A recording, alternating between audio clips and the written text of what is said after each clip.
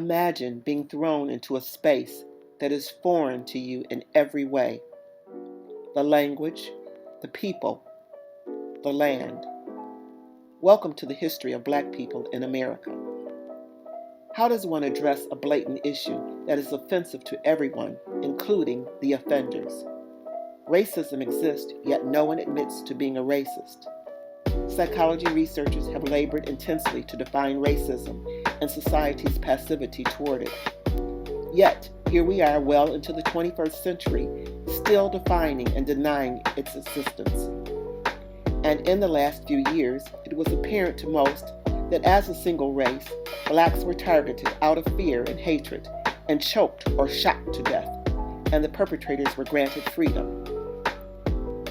How then do you tell this race of people that they are seen, heard, and mattered? How do we deny racism, yet we continue to define it? And we live it.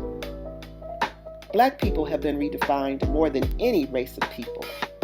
Having been stripped of their native tongue, country of origin, and historical lineage, they were brought to a country where they were despised, brutalized, and enslaved, then forced to help build it. Yet, they are the poorest of all races in America. They have been all variations of the word Negroid. They have been colored.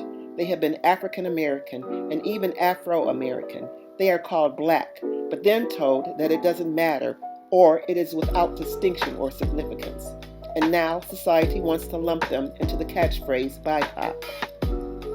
Since we cannot agree that racism exists, nor to the extreme levels that it exists, how can we expect to agree on the need to include the critical race theory and accurately teach Black history, or properly teach history in school so that we can become educated and aware as a society? And let's question this.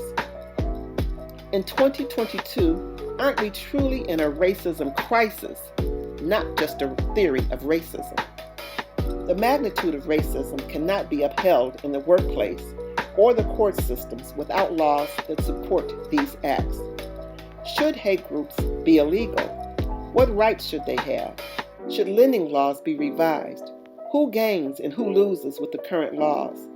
In a society whose laws and policies uphold racism, how do mental health providers help affirm self-worth? How do they address the rage a system has created and fed? The challenge and discussion in Black psychology is to tell a race of people that have been successfully vilified and objectified that they do exist, that they do belong, that they do matter, and that their issues are real. And then, as mental health providers, be aware and prepared to address them properly.